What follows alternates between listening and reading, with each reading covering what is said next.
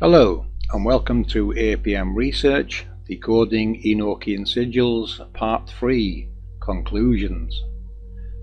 This video is just to finalise our previous research into John Dee's Enochian Sigils. We can say they do have merit, and to us they are just more glyphs, more depictions of the workings of the angel technologies from another culture. Remember, every culture will depict and even name things differently, but they are usually all relating to the same thing, the Creator's technologies in the underworld called angels.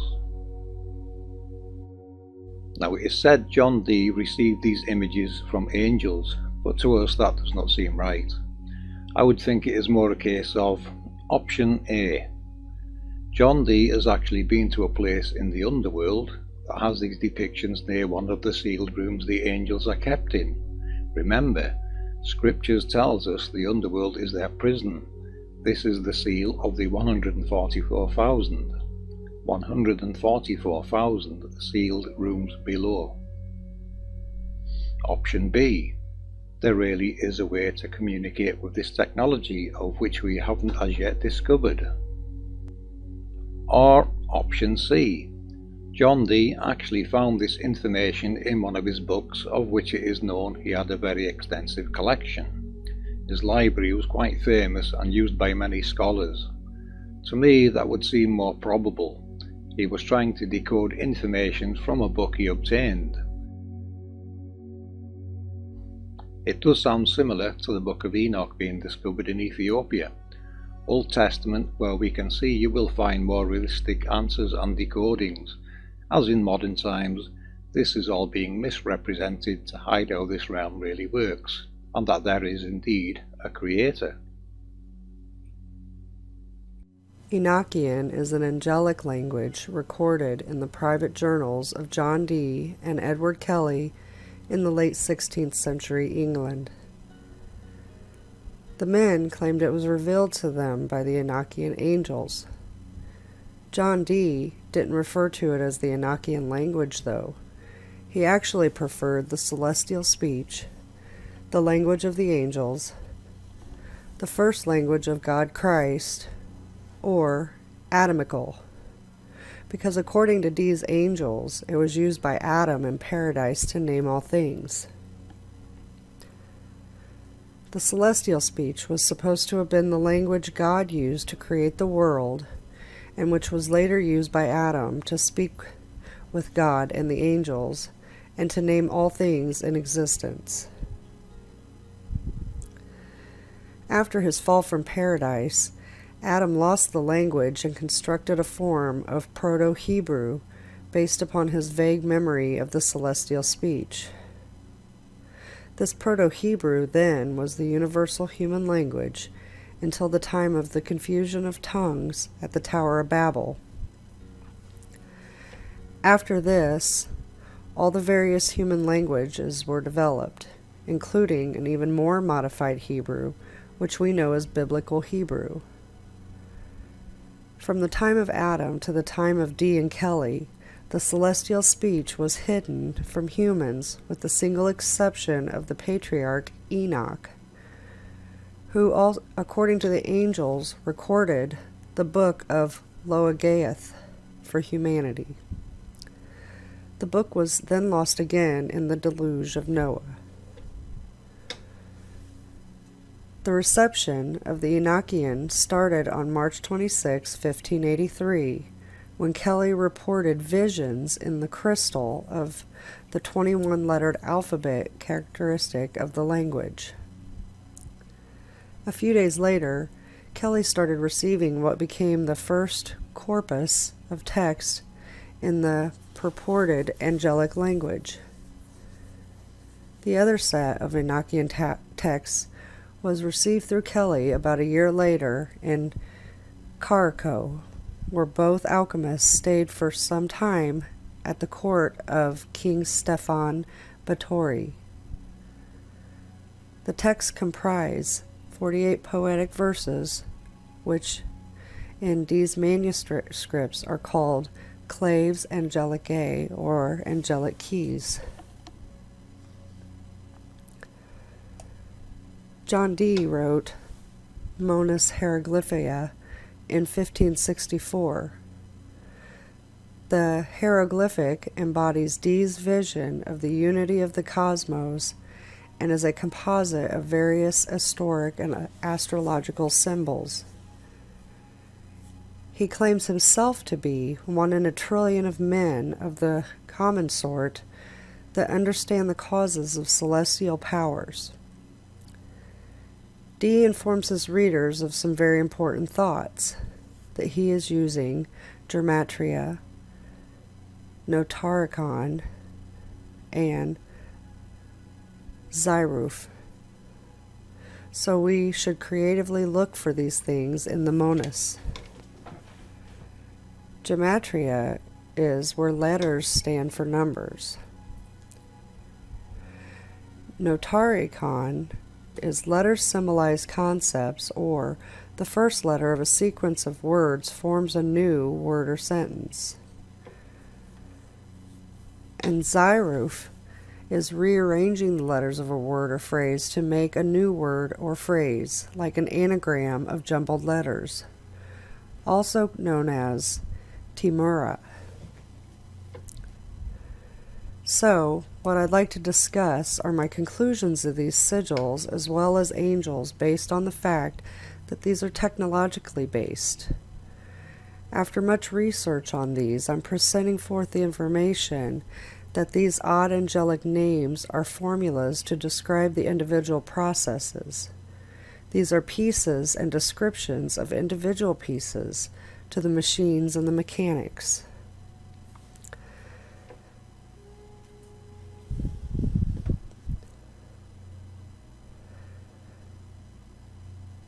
Today I will go through a few of the ones I decoded. So, agares. This means the accelerating electrical conductance travels through the anode, then turns thermal energy into mechanical work using the created pressure per volume in the natural logarithms. One result are earthquakes that occur regularly. Amon is accelerating modulus that constantly transmits the ohm over long distances. Ball means left-handed rule symmetrical arrangements create accelerating magnetic fluxes. Boer means the U shape, and we think of this in the sun halo, and this is creating the magnetic flux in light particles in each unit of energy per temperature increment. GOP is the general average of acceleration of protons. Solos is a colloidal dispersion and a mixture at the same time or equally. AMI means years of amplitude modulation broadcasting over long distances by high-level frequencies.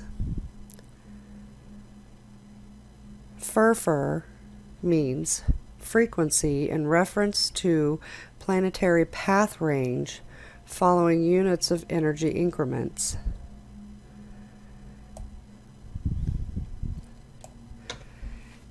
Another one is ENRI, and what this one means is the activation and deactivation while pushing the energy, enabling the electrical currents.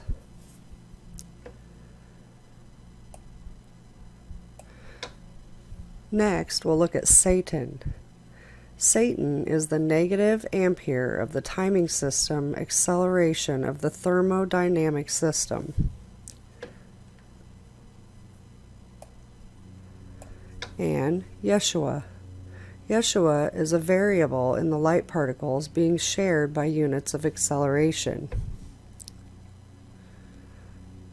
So, now that we can understand that these are all parts of a much larger system, maybe we can fully understand how this realm works.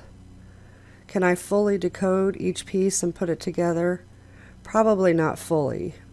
However, someone with the understanding of these electrical subjects and magnetism involved could probably recreate these texts on a smaller scale and show how the different processes work, and teach the world by experimentation. And that's about all I have. Thanks.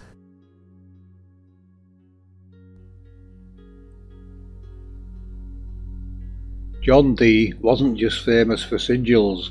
His other works included Enochian tablets and other related material, such as this vision of the watchtowers, as it is sometimes named. This is a 1659 rendering of John Dee's drawing of a vision he had.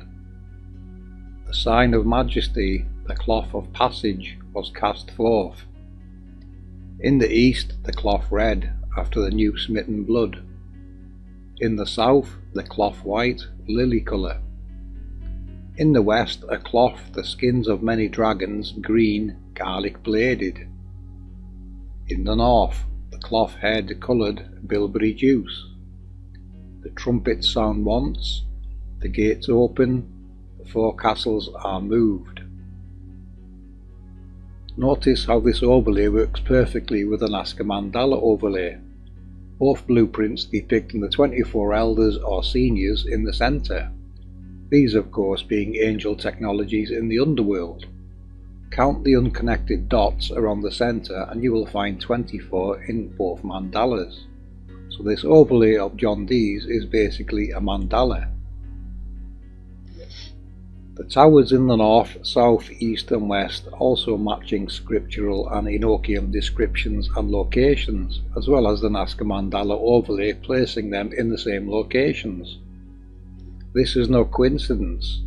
Towers, portals and gates all ending up in the exact same locations on our map and grid. For full exploration, of course, these locations are a must. The easiest being the gates in the east, as they are closer to landmass and it is probably warmer. John Dee's mandala now adds more information to the APM model, such as the descriptions of 1 trumpeter, 3 ensigns, the king, 5 princes and 5 crosses. Very interesting information that now help us add more locations and processes over this grid. Notice also the 3 ensign bearers contain the 3 names of God in their ensigns. I was once asked what is sacred about geometry. Well, I think I can answer that now. Sacred geometry is sacred because it is the truth depicted in many different ways by many different cultures. The truth of how this realm really works. Over and over, our research just keeps making these connections. It is depicted on such a scale everywhere it is impossible not to see it. People's confusion comes from not knowing anymore what it all truly represents. It represents the Creator's glory in many different ways. Do you not wonder what is creating the glory you see around you? The glory taken for granted without a second thought in most cases. The Creator's glory is a technological glory which has been very well described in many texts and glyphs, and all the blueprints of the mandalas show us how it works. This is undeniable when you consider everything our researchers looked into. I for one did not expect to find a construct which of course reveals a creator. Every religion out there is telling the exact same story, the only difference being names and titles have changed over time from location to location. They are still referencing the same Creator's glory in the underworld. These are some clips I made in my very first video some years ago when I looked into the Enochian magic. I knew then there was something very special, something related to this construct and its workings. The Eye of Horus. You can see this from our sun's halo system when it fully shows. If you don't know what that means, watch the halo focus videos on my channel and you will see what our sun truly looks like when it shows. To go deeper into that, of course, just watch the other videos. These images also depict the union of elements, processes of electromagnetic projections, and how they interact with the ether. I can't decode all of these, but understand they are part of a very large process going on in our heavens and also below. Remember, as above, so below pertains to a projected model in the heavens and a physical model in the underworld. The interactions and events above are what we call luminaries and nature. The reality is that most of nature is created by technological events and play a far larger part in our lives than most people realize.